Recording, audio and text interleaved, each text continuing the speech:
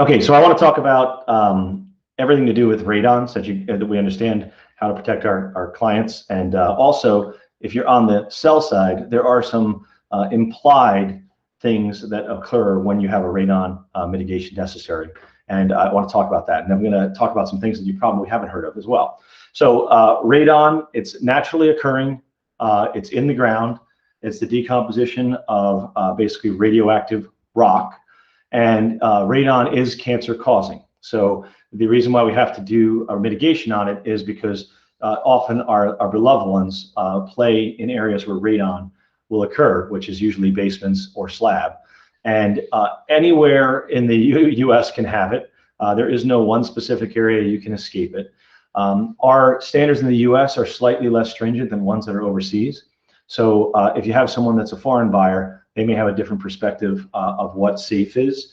Just know that and manage that expectation. It's important. Radon it can cause lung cancer.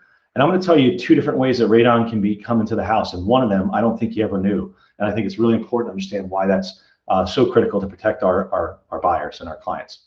It's found everywhere in the US. There is a statistic I saw that said 1 out of every 15 homes has it. I have to tell you that with the sales ratios I have, that's pretty much consistent amongst them. So it's not uncommon.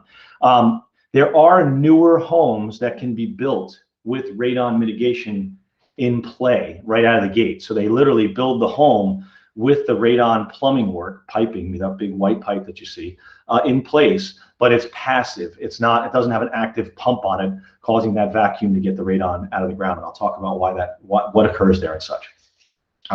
So the idea behind radon is that you can't see it, you can't feel it, and it is something that we would ingest usually through breathing, right? When you're breathing it in, it accumulates in your lungs over long-term exposure and can cause lung cancer, number 4 leading cause of cancer deaths in the United States. So this is not something that should be taken lightly. For home inspections, as we always do, there's really 3 primary home inspections that we always recommend. There's some 4th and 5ths out there that are ancillary to that, but we always do a home inspection. We always do a radon. Sometimes you have to do 2 radons if it's a large basement, 3 radons if it's a large basement. And then of course, wood destroying insects, which most lenders will require, right? So make sure you do that. When we talk about radon in a home, how does it get into the home? So radon is generally in the ground, right? And it's the decomposition of radioactive rock. It gases off when it decomposes. When it gases off, it looks for places where it can enter a home. Most of the time, that would be things like sump pits. It could be French drains where there's cracks along them that are open. It can be cracks in the floor. Some basements have crawl spaces which have dirt. These are all areas where it can come into the house. Now, here is one that most people don't think of. Radon can actually enter through well water. It's not the most commonly known one. But when you could have that water system tested, why is that important? Well, radon is not really an issue, or at least it's been proven that it's not as much of a risk if you ingest it. So if you drink water that has radon, it's not necessarily as much of a risk as if you would inhale it. You would inhale radon if you were taking a nice steamy shower, right? So radon in water then becomes something that's kind of critical to you. So water systems, particularly well water, surface water isn't as much of an issue. Well water tends to be an issue because it's subterranean, okay? So testing for those is very, very critical to protect our buyers and also the occupants of the home, whether it's a rental or other. So it gets into the house through cracks. The way to mitigate it is to create essentially a negative vacuum where the radon primarily exists, which is below the floor. So what they do is they do a core drill of about 4 or 5 inch pipe, depending upon the system, and they put it into the ground and then seal around where the pipe goes into the ground. They put a fan, which is that fan that you'll see. Sometimes the fans are on the outside of the house and they have their own little switch for disconnect. Sometimes they're up in an attic space and they have it up in the attic space and it pulls it out. So if you don't see a fan, don't necessarily assume that there is no radon mitigation system. There could in fact be one, but it could be up in the attic where you're not normally looking for it. And they especially do that in homes that are manufactured with radon in mind and have the plumbing work, and then they want to go put the fan in after the fact because they now detect radon. That's the case.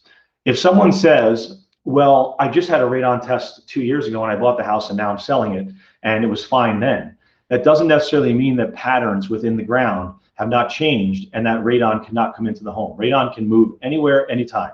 So you should always do a test, no matter how soon the other test was, right? In new construction, it's often done after move-in, but the mitigation systems now are in place, so all you do is add a fan and it should be fine. But you should test no matter what. When you have these radon systems in place, there can be one pipe or multiple pipes depending upon the size of the home, but they will typically connect together and then vent out of the home above the roof line so that you're not pouring any of that stuff back into the home, kind of like a chimney with smoke. When you have a radon system in place, it is critical to seal sump pits. So you often see clear sump pits that have kind of a gasket around them where the pipe comes out. That ensures that that sump pit is not a leak in the system. When you have a leak in the system, you don't get a vacuum and you don't pull it up and out the pipe that you intend to. It makes its way back into the home. I've had, as a matter of fact, Ryan had, when he had his mitigation done on the home that he had a dirt crawl space, and they had to cover that dirt crawl space with a special fabric that is basically won't let radon through. It's a poly or plastic type fabric. And they fasten it down so that it's creating a vapor barrier so that radon can't come through. All of the cracks in your floor will be caulked and cleaned up. Any holes or protrusions will be caulked and cleaned up. And the idea is to create a sealed surface as best as we can, so that when that radon gas underneath the floor is being pulled out, it's being pulled out through the intended plumbing work that we put in, not ones that are not intended or into the home itself. If you make new protrusions in the floor, you should make sure that they're all sealed. So if you're having construction done, a new bathroom, those types of things, make sure that they're all sealed. Now, the measurement for radon is basically going to tell us whether or not we have a problem in the home. In this state, well, in the U.S., we use measurements and basically as picocuries, and this will tell us if you're above 4, it's typically for mitigation and treatment. If you're below 4, it does not require treatment. Some people will be sensitive to this, particularly folks from foreign countries, because their levels are lower and they may be more concerned about this, right? So now you get to this discussion about, do I have to mitigate or remediate, or do I not want to do it?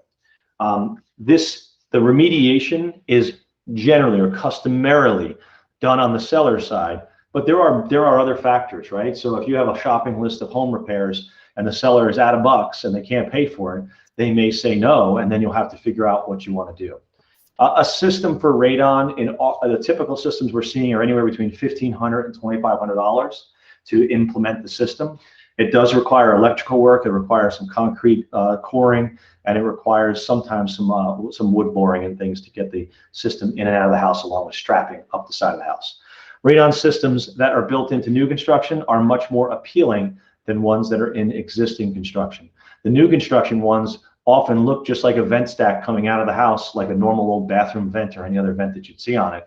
But when you have it done after it's built, it generally comes out of a sidewall or the sill plate of the home and then up the side of the home, and you're going to see that. It's not the most visually appealing thing. We try to bury it on sides of the homes that are not facing streets and things to make sure that they look good, but it's not always feasible, because if it's a finished basement, it has to go where it's the easiest to install and the most cost-effective way to install. So if you are under 4, generally mitigation is not required. If you're over 4, it is required. That's something to keep in mind. And it is a significant health risk, so you don't want to take anything lightly in this regard. I know we put those pucks. Now, for radon tests are put into basements. They take them, they put a puck typically, it has carbon in it, and charcoal, I should say, and it collects radon. The term can be from, I think, 72 hours all the way up to 90 days. Some of these canisters will work. It can vary depending upon the type of test. They also have tests that are active tests that pump air through, and we won't talk about those because those are less common. When you get a test done, it needs to be known to the seller or the occupants of the home that the home must stay buttoned up, and it has to say windows closed. I don't care if it's the middle of summer, put air conditionings in, but it needs to be closed. It can't have open ventilation, because then it will skew the test results and you won't know truly what it means. Why does it stay closed? Because what do we do in the wintertime? We don't open our windows in the wintertime. We have the home closed. So we want to replicate the worst case scenario to make sure that our clients are protected. Okay. Risks of radon. You know, you could essentially, you're at 5 times more of a risk of dying from lung cancer than you are in a car accident. So if it tells you that you want to mitigate, you know, radon, it is. So I think that's an important one. When you talk about myths, a lot of people think radon isn't a big deal because I've always lived in the house this way. But when radon tests, it's usually a surprise to everyone because very few people test once they live in a home. It is something that you should recommend to your clients to do every once in a while, because the patterns and and how this radon gas is passing underneath the home can change. If someone puts in a pool, it can change the formations, and that could then push it back to where it comes back through the home opposed to going out into the environment. So you should always know that that's the case. Home construction can certainly affect the way that radon will happen, right? Older homes that are more drafty tend to have less significant readings. The reason why is they have more breathing going in and out of the home. But our new state-of-the-art home, they will not, right? Because that's the case. And so I think that the important thing about older and newer homes is when you have a newer home, you have to know that it's buttoned up, right? It has thermal pane windows that are highly sealed. It has doors and windows that seal well. You tend to keep that stuff in, so it's more of a risk in those homes, and that's an important thing to know as well. And then lastly, there are testing companies all throughout the US, some more reputable than others, but just know that these tests are pretty consistent and and they're regulated as well. Radon problems can be fixed in a home. It's not a reason to walk away from a home. It's not a reason to not purchase it, but it can be very, very risky if you decide that you don't want to mitigate it, because oftentimes, where do we send our children? Our children go downstairs to play, and if they're playing in an area that has high radon with long-term exposure, think about the amount of time the kids spend in front of Xbox, right? If they're sitting in front of the Xbox for 4 hours a day in a high radon environment, it also has risk to it as well. So that's the gist of radon. I'm going to actually take some questions